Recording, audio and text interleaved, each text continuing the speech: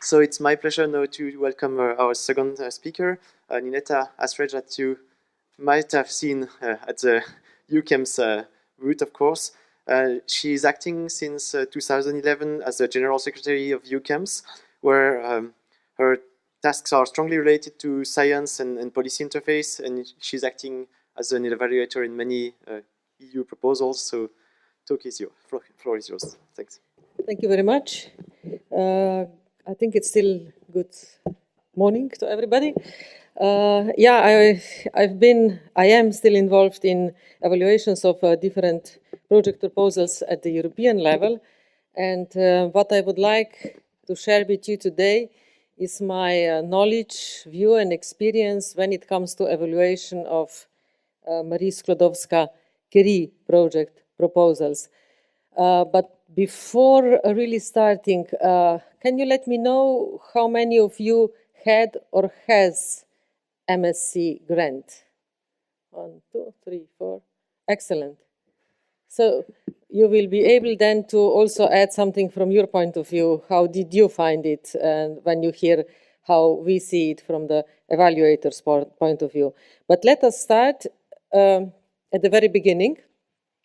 And later on, during my presentation, I will also try to engage you all in this room as evaluators.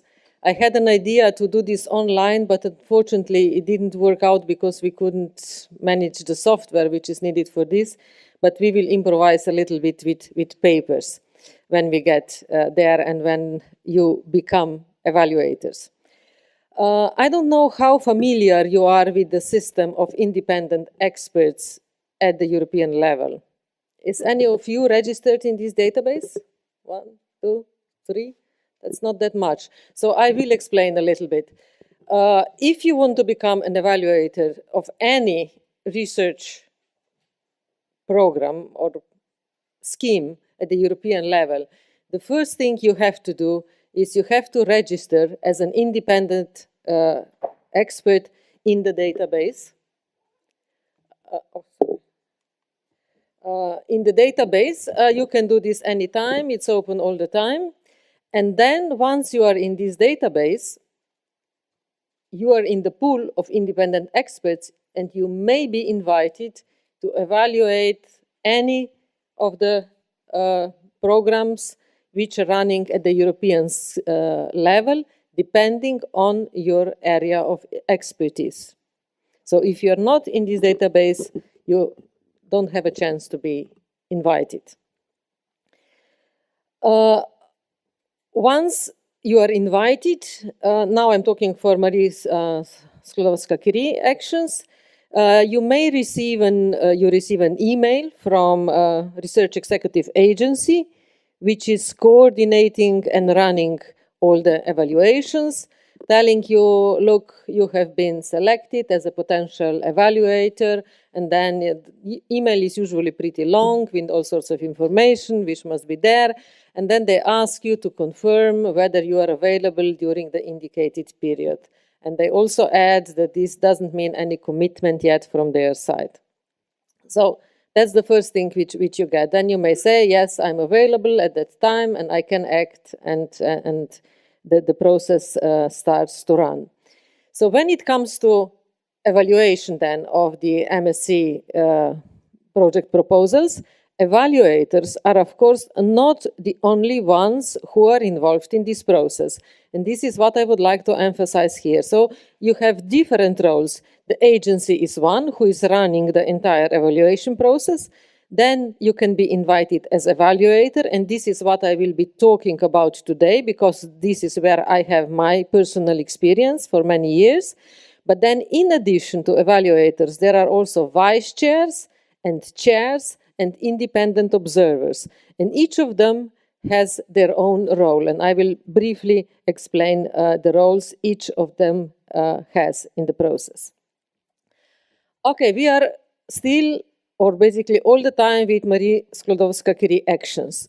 I said that you can be invited as an evaluator, but when you receive this invitation, it will be also clearly stated in which research topic.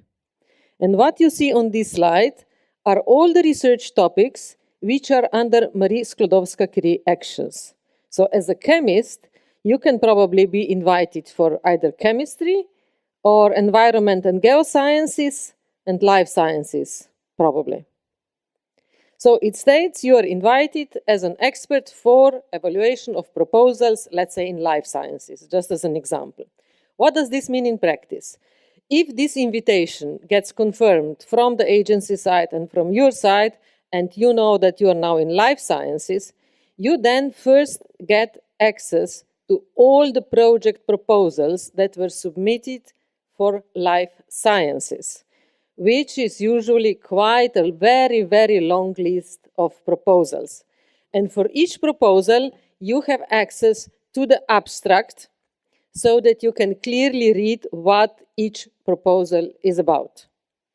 And at this stage, you are asked to indicate from this very long list of several hundreds of proposals, at least 100 proposals that you think you have sufficient expertise to evaluate. So actually, at this point already, you have to go through all the proposals that have been submitted. This is quite a job, even though there are only abstracts and actually one A4 page of a description of the project proposal. So you have to read all 400 or 500 or how many they are and select, as I said, at least 100. And then the agency goes ahead and they assign out of this 100 and something, which you have pre-chosen, about, it depends a little bit how many evaluators they have and how is the distribution of the expertise. You usually get between 10 to 20, let's say, something like this. And these are then the project proposals that you will be asked, you are asked actually to evaluate in all the details. So we have now the 20 proposals, you get these files and you have to read them, and the remote evaluation starts. Each proposal goes to 3 evaluators. You don't know the other 2 at this stage. So one of these 3 is you, and you don't know the other 2. And this is what is called the remote phase, and these 3 independent evaluators are evaluating all the proposals that were assigned. Of course, these are different, so you are teaming with different 2 evaluators for different proposals. And that's actually the evaluation process as it is also presented in the official documents of Marie Skłodowska-Curie actions. So at the moment we are there, write independent evaluation report.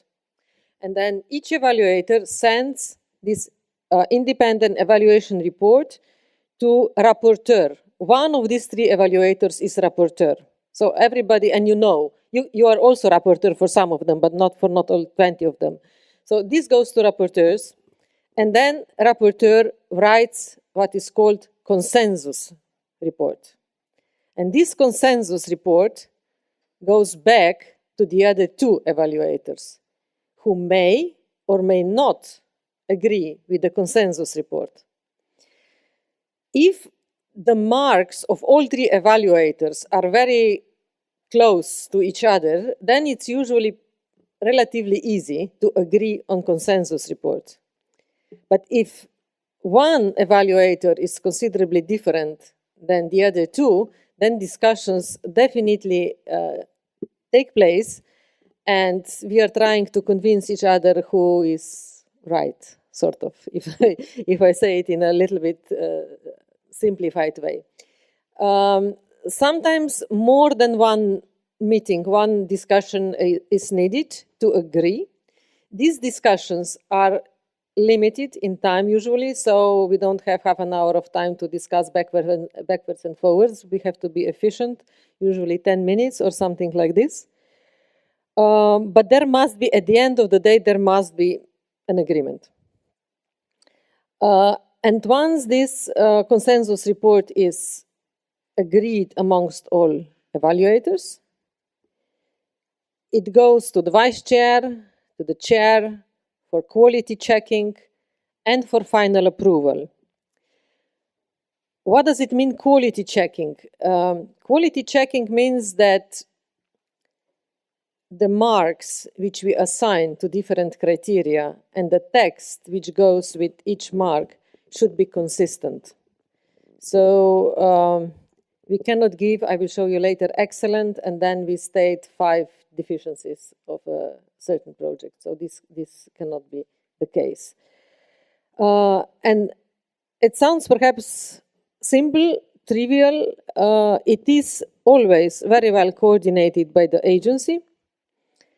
But sometimes I say it does trigger quite some discussion. Then there are specific cases where a certain project proposal is resubmitted. What does this mean? It means that the project was originally submitted the year before. It was not funded. And then they decided to resubmit it again, of course, taking into account comments which evaluators gave them as a feedback, because those who submit proposals, they receive the final report with comments. When we have a resubmitted proposal, this is known in advance. So on the list, it says this one is resubmitted, but that's all what you know at the evaluation stage. So you do not know how it was evaluated the year before, and you have no further details. So you have to finish, all 3 evaluators have to finish the evaluation. And once the evaluation is done, then the agency brings the envelope from the previous year and it gets opened. What do you think what happens then? This is something that evaluators are always a little bit afraid of, because when the envelope from previous year is opened and the marks from this year are lower than the year before, then it's a bit of a problem. If the mark now is higher, then it's fine. We say, okay, last year it was, now I'm just taking out of blue sky, 95%, this year is 96. Okay, it's not a considerable improvement, but they did get better, so that's fine. But if the evaluation is lower than the year before, then evaluators always check very carefully the comments from the year before, what they did in this respect, I mean to improve their project proposal, and what were our comments this year. And what usually turns out is that the comments of evaluators from the current year are in different aspects than the comments from the previous year. This clearly shows that, of course, it does depend who are evaluators. It does depend on the particular expertise of evaluator team.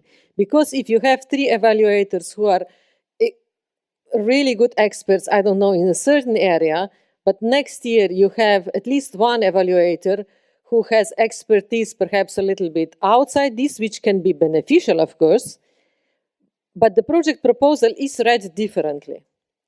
And why I'm explaining this in detail is that you should keep this in mind, especially when you're not successful. But not in a sense saying, oh, good God, this evaluator doesn't know how to evaluate project proposal, but in this sense that knowing that you just have evaluators with different backgrounds, and it matters a little bit. Well, here is perhaps this point where you need a little bit of luck, I would say. Because I will tell also at the end that many, many years ago, when I started to evaluate Marie Skłodowska-Curie proposals, and this was at the very beginning, we were in a situation where the scientific part was written almost in all projects proposals absolutely really good. So many of project proposals got very high mark for scientific part, but they failed in the impact, because this is not something that scientists, especially not young ones, probably know how to write, how to describe the impact part in a good way. And that's why it happened that a lot of scientifically good proposals failed, were not funded. What has changed during the years is that also the impact part is getting better and better. So probably they ask some others for help to write, and now the overall project proposals are really good. So at the end of the day, we end up with a long list of excellent project proposals, and the quality is no longer the decisive for being funded or not. It is just that the line is drawn now where they run out of funds. So unfortunately, so below this line, there are still a lot of proposals with a very high evaluation mark. It is just that the competition at the excellence level is now huge. And you may know that right now there is a discussion on Horizon Europe, so the next research program, and EuChemS is involved in this. And one of the comments which we just released a few days ago is that we ask for bigger budget for Marie Skłodowska-Curie actions as it is currently proposed. Because there are really very many excellent projects which cannot be funded due to lack of money and not due to lack of excellence. So which are the criteria? Probably you know them, at least those who are interested in this. There are 3 criteria which evaluators have to evaluate: excellence, impact, and evaluation. And for excellence, you have the quality and novelty of the research, the training activities in the project, and the capacity of researcher, the scientific supervisor, and their interaction. So all these 3 go under excellence. And then you have impact and implementation. The 3 criteria are not equally important. So excellence has the biggest importance. So it has rank factor 0.5, implementation 0.3, implementation 0.2. Which means in practice, if you give 5 for excellence, then this 5 is multiplied by 0.5, for impact multiplied with 0.3, and implementation multiplied with 0.2, and then you summarize, and that's how you get the final mark. We probably don't have enough time to go into details for each of these criteria, but I would like to emphasize the last one within excellence, which is the capacity of the researcher, the scientific supervisor, and their interaction. This is something which is really important because you can very easily see when you read a project proposal whether the applicant and the host institution had some connections before or whether there is a good communication between them. If you just see that actually you do have all the information from some office of this university and the other university, but you can't see any real interaction between the applicant and the host institution, this is quite a drawback. So you will probably give a lower mark. You must see that these connections are there, that perhaps they have been already working before on some small topic or something like this, and that they really know each other, that it is not just an exchange of emails or something like this. So now let us have a look at the scores. And perhaps here you need to listen carefully because we will do some imaginary evaluation soon afterwards. So scores are from 0 to 5, and basically they are very much the same as at school. So excellent, very good, good, fair, and poor. That's one thing. What is important is the sentence which goes with each of the score. So this is something which is very crucial to evaluators. For instance, for excellent, the proposal successfully addresses all relevant aspects of the criterion. Any shortcomings are minor. So what happens in practice is sometimes that we all say, yeah, this is excellent, so we give 5, but then we start writing comments, because you will see later that you always have to write comments, and then all of a sudden we have 3 or 4 shortcomings. And then the vice chair said, look, guys, that cannot be. You have a list of 4 shortcomings, and you gave excellent. So we have to again discuss and see either these shortcomings perhaps are not really, and we can perhaps skip 2 and we stay with the excellent, or we say, no, basically there are really 4 minor shortcomings and we go and we change to 4. So you see, this must be consistent. This must fit. And then we come to comments. This is another pretty complicated and challenging issue. Because on one hand side, you should definitely not go into too much details. You have to stay quite general, but you should not stay too general. And you always have to refer to the evidence which is given in the project proposal. What do I mean with this? For instance, if you look at the last one, where there is what is called a poor comment, the supervisor is not experienced. You should never, ever write something like this. I mean, because you can come to a conclusion like this based on what you read in the project proposal, but perhaps the proposal is missing something. So the sentence which should be there is, the supervisor does not demonstrate in the proposal an adequate level of experience in this field. You see? So you should be very precise and very careful with the comments. Sometimes the applicants later complain that what they get as comments is not really helpful to them, which I can see. And we usually agree. And this is really completely internal experience. Evaluators wouldn't mind giving more detailed comments. But at the level of the agency, this is not allowed. So it should remain quite, sometimes bleak probably, but that's how it is. That's quite a demanding issue. So writing the comments, and these comments are very, very carefully read by vice chairs, chairs, also English-speaking people.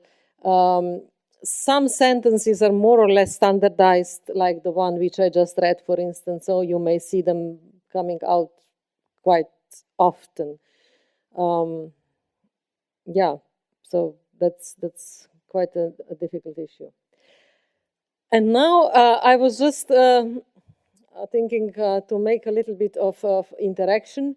I will show you an imaginary proposal.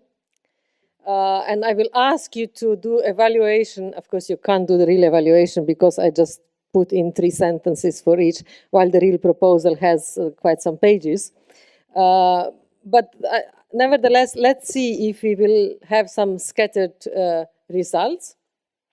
And I will first show you some text for excellence. And you will be asked just to write 1 to 5, for instance. And if you want to write some comments, what you miss most, that is also fine.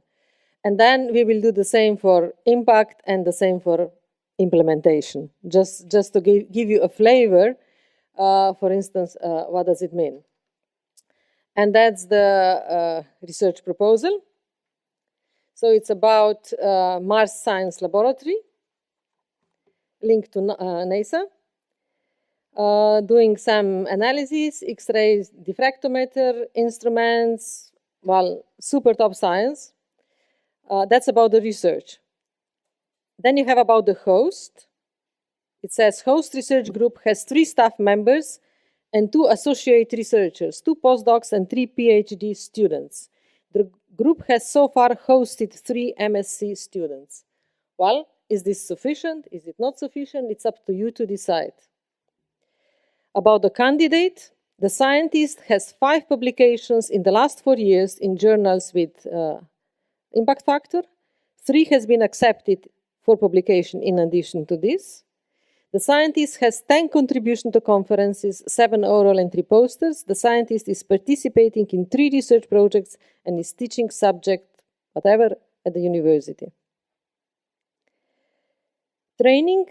The above training is complementary to her or his main present experience and widens considerably her or his future options, as well as strengthens her or his position to obtain the independent position. So these are the key messages which you see, for instance, and you need to evaluate excellence. So now just for a bit of interaction, if I may, I will just give the papers like this. Yeah. If you can just take one piece and then I will go. Fernando, can I ask you for help afterwards? Yeah. Just write something from 1 to 5. And perhaps if you just give it around. Yeah.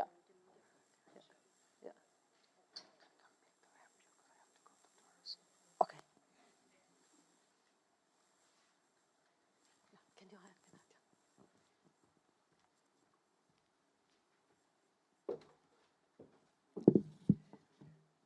But then perhaps to be a bit more practical, keep the papers and we'll do all 3 evaluations and then we will collect the papers back.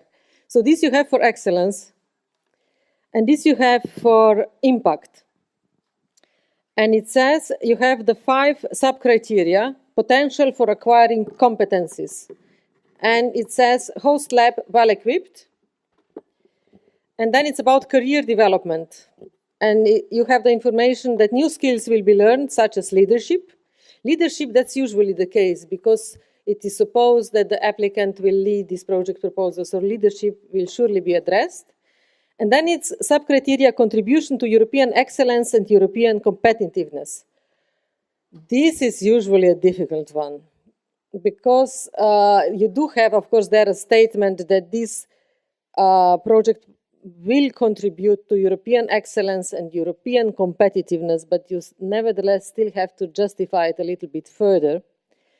And then why this is the benefit of the mobility to the European research area, you have to explain this, and outreach activities. So what kind of outreach activities you will do. So all these 5 you have to take into account when you evaluate criterion on impact. So I suggest on the same piece of paper where you first put the number for excellence, now add the number for impact, what you would give for impact with this data here.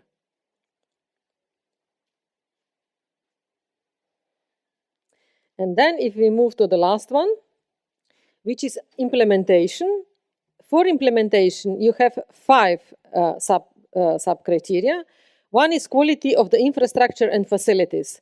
So here, usually it says top facilities at the host place or something like this. But then, of course, there is a description. What does this mean, top facilities?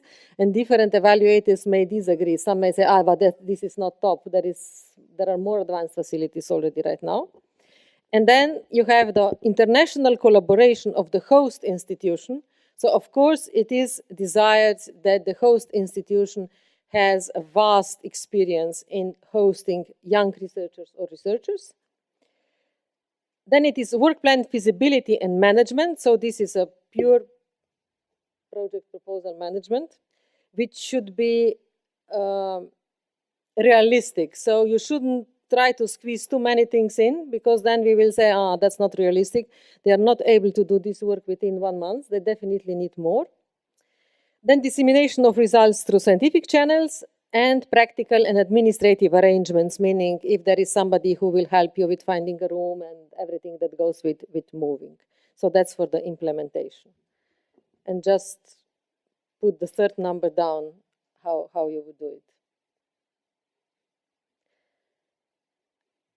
And then if I may ask you just to collect back, we will just have a brief look at it, and that's the end of my presentation. So actually, at the end of the day, we all sit in one meeting room, all the evaluators, and the agency shows on the screen the ranking. And we are super happy, of course, when at least one of our proposals gets funded. I say, well, we knew this one is super, duper excellent. But on the other hand side, it's always a bit sad when we see when this red line is drawn, and beyond this red line there are still many proposals which got a very high mark, but just can't get funded because there are no funds available anymore. So that's why I would definitely suggest to consider resubmitting if it happens that it doesn't get funded. One thing which I didn't mention is acronym of the project proposal. It's difficult, of course, to say how much it matters and how much does it not. But I can tell you that there is always a lot of discussion when we see, nice discussion, when we see a nice acronym. So try to find a nice acronym, funny one, well, said, look, that's excellent. And it does trigger also then discussion during coffee breaks. I hope we can stay neutral, independent on the acronym. But definitely, because the acronyms are everywhere, you know, we are following the project proposals with the acronyms. So don't put the acronym in a way which is not pronounceable, because then, okay, this one, fine. But try to put together something which perhaps is a bit funny. So what do we have?